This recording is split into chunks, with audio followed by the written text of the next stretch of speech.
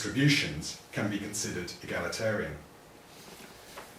They're all variously preoccupied then with answering the question, equality of what?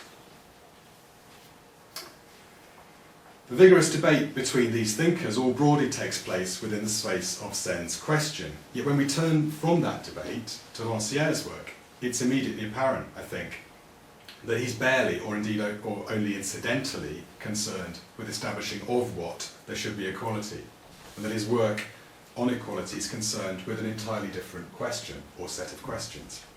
This much is obvious, even if it's not immediately obvious where his interest in equality does lie, and hence the confusion that I alluded to earlier.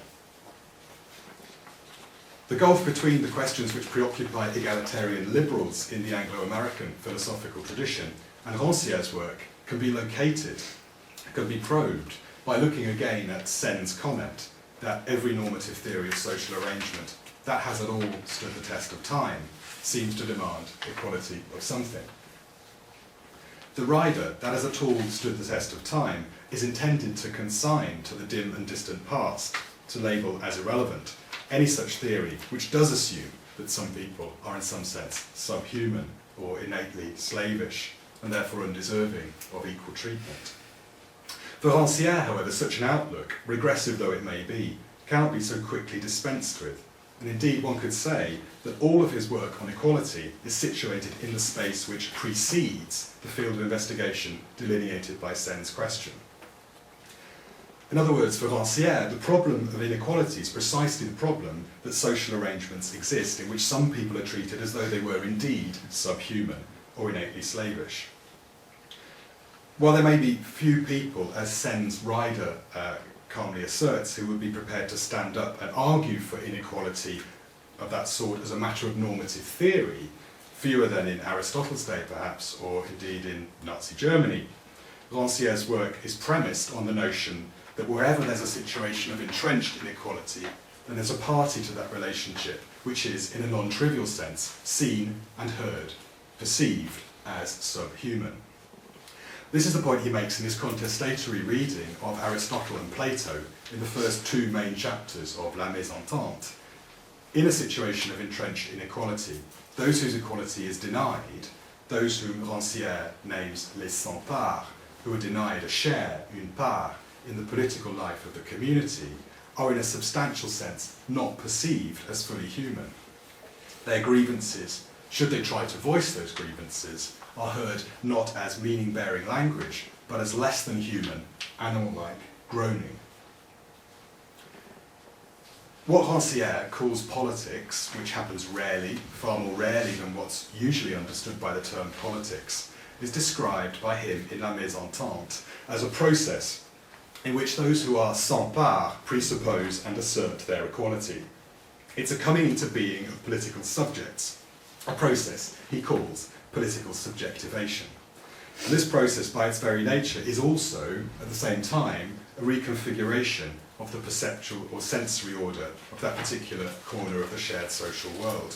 It's a rearrangement of the way in which people and objects are capable of being perceived, the redistribution of what he comes to call le partage du sensible. The fact that subjectivation, or the coming into being of political subjects, is conceived and valued as a process of becoming in Rancière's work is significant.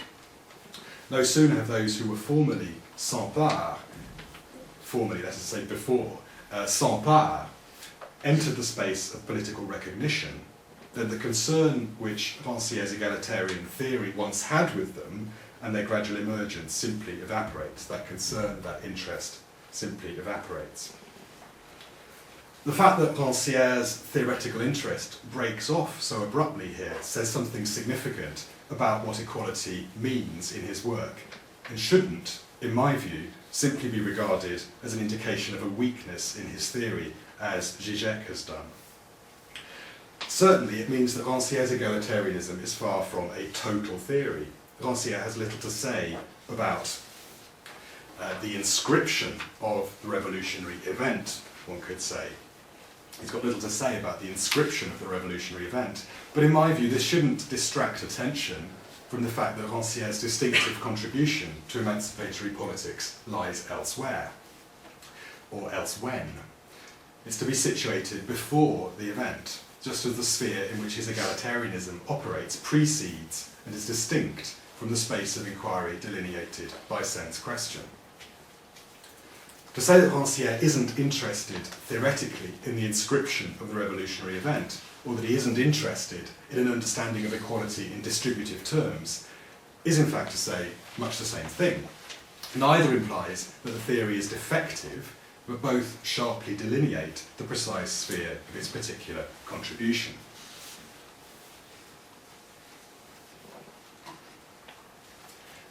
The transformative process of political subjectivation is set in motion when those who are sans part presuppose and declare their own equality.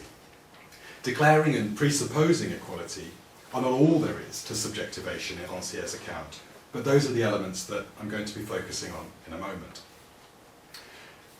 It sounds as though Rancière's answer to Sen's question, equality of what, could in fact be equality of anything. What Rancière's thought's concerned with is not the fairness of distributions, although his egalitarianism is not in principle hostile to such considerations as May wrongly claims, in my view, but rather Rancière's concern is to articulate the transformative power of presupposing and declaring equality. Equality in Rancière's account is then a powerful operator of individual and collective self-transformation. May's repeated assertion that an understanding of equality in distributive terms implies the passivity of those who are the objects of the distribution, and is therefore inimical to and incompatible, in some sense, with Rancière's active participatory view of democracy, is, I think, a dangerous mistake. Contrary to what May suggests in his reconstruction, there's no incompatibility of principle, no mutual antagonism between Rancière's egalitarianism and distributive egalitarianism. Specific distributive unfairnesses apprehended by the sans part, in fact, provide the cognitive content of their grievances, the content of the wrong, le tort, as they apprehend it, the wrong perpetrated in the division of parts. The presupposition of their own equality is what allows the sans part to apprehend this distributive unfairness as unfairness, and the declaration of their equality is part of the process by which they seek redress for it. However, the presupposition and declaration of their own equality merely of itself isn't sufficient for there to be politics in Rancière's sense, in my view.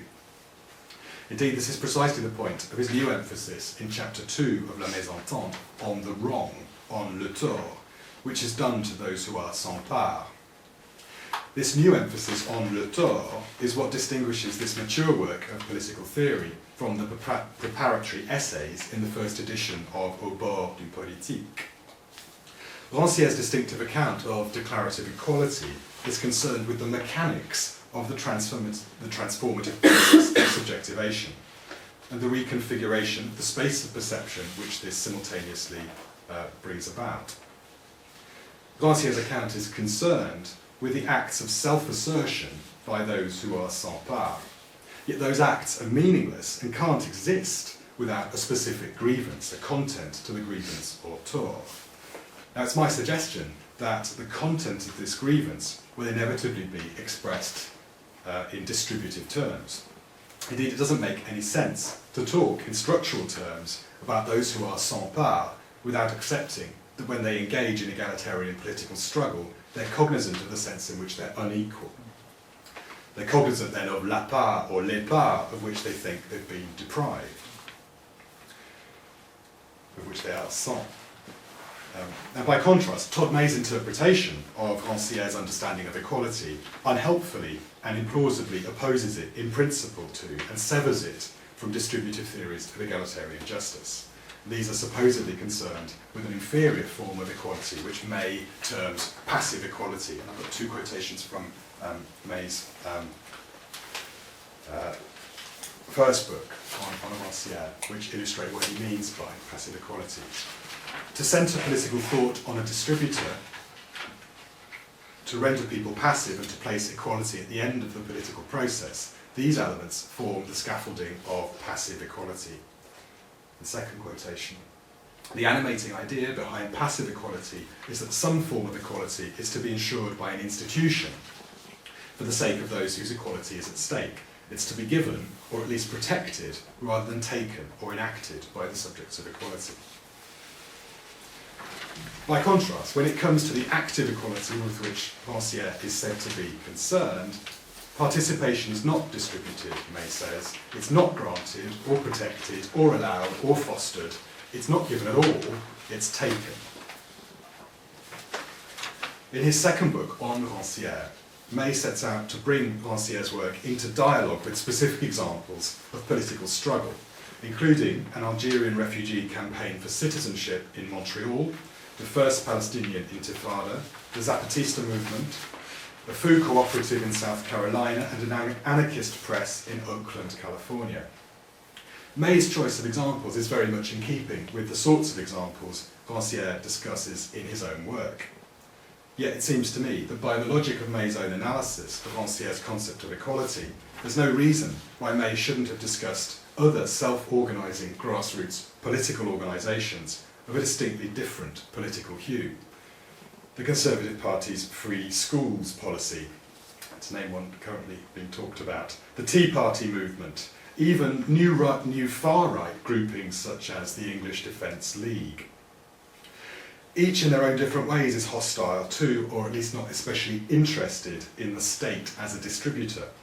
Each is driven by people who feel somehow wronged, who are convinced that this is in an important respect, they are the sans-part. Each is pushing a set of claims which it considers need to be addressed in order to remedy a situation of perceived inequality. Now, one could try to argue that none of my counter-examples are genuinely grassroots democratic organisations or movements, but I think this would be sidestepping the issue. May's formalist reconstruction of Rancière's concept of active equality is vulnerable to appropriation by right-wing and even far-right political groupings.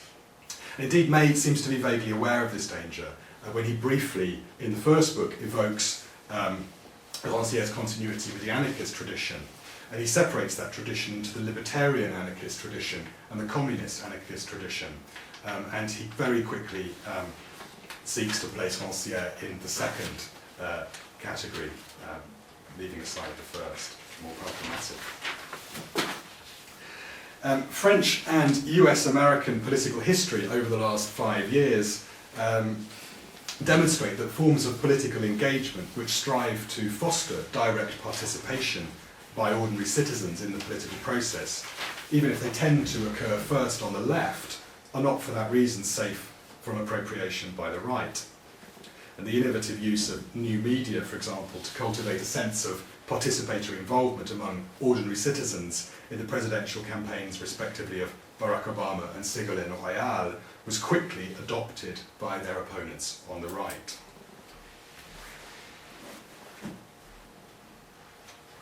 There are a number of internal safeguards which Rancière seeks to put in place in Au bord du politique, and especially in La Mésentente, in what I think is an attempt to guard against right-wing recuperation of his political ontology. One of these is the demand for heterologic disidentification, first articulated in a paper he delivered in New York in 1991, Politics, Identification and Subjectivization, or Subjectivation, sorry. This is most obviously, this demand for what he calls heterologic disidentification, an attempt to mark a difference between his work and US-American style minoritarian identity politics.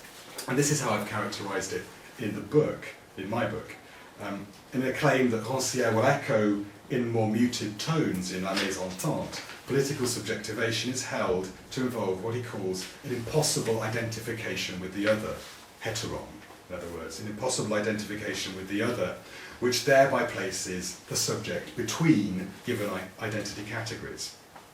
But it now seems to me that as well as the pitfalls of minoritarian identity politics, this requires